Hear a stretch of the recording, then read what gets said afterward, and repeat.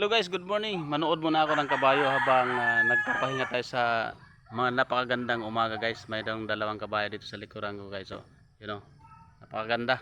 Nood muna tayo. Yan yung dalawang kabayo na napakabait.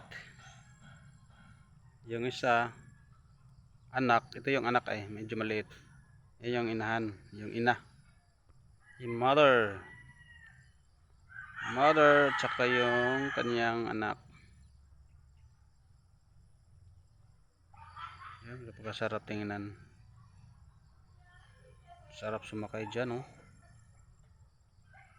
Sarap sumakay sa kabayo. Ayan.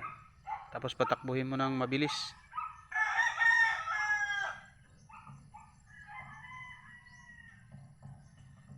Ang paborito laruan sa mga ibon yan. Ayan, oh. Lumalapit pa sa mukha.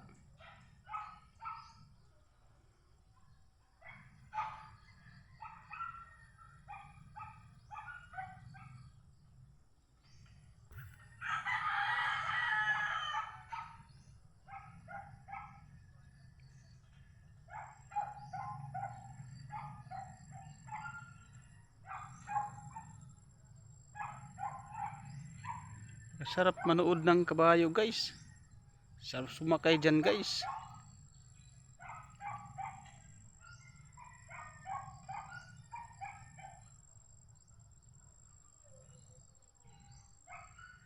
Dito ko lang pala makikita ang Bisaya na kabayo guys, sa Liti. Kasi maliit lang oh. Yan, Bisaya yan. Yung mother niya oh, maliit din. Yan ang mga Bisaya na mga kabayo, mga horse. Mga bisdak na mga horse guys, na mga kabayo guys. Andito lang pala sa aking tabi ng bahay ng aking kapatid guys. Yan oh, dalawang piraso ng mga kabayo. Yan guys, manood tayo.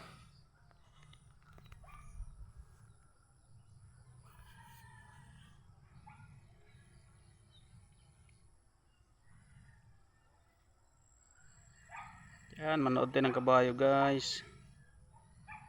Kasi mga babae ang mga yan Tsaka ang ganda pa oh. Ganda naman yung ano niya, wala naman siyang sira sa kanyang balat. Kumukha sila. So, ganito yung lugar ko dito guys oh. Napakaganda kung ganito yung bahay mo, walang maingay sa paligid. Yan oh, medyo nakadistansya yung mga bahay dito sa katabi ng aking kapatid. Yan, malayo-layo din. Pwede ka rin maglakad-lakad dyan doon sa labas. Dito lang naman sa likuran, medyo daming puno.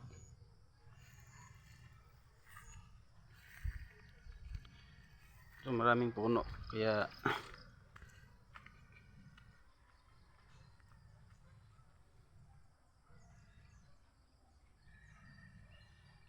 napakasarap matulog sa gabi. Dito walang ingay. Yan ang bahay ng aking kapatid.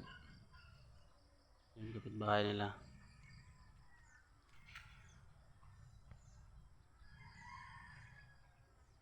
Yan ang anak na kabayo. At yung isa naman ay ang pangalawa. Kanyang ina. So yun guys, ang ating napakagandang tanawin ngayon guys. Napakagandang araw dahil walang ulan. Maraming salamat sa inyong panonood guys. God bless ating lahat guys.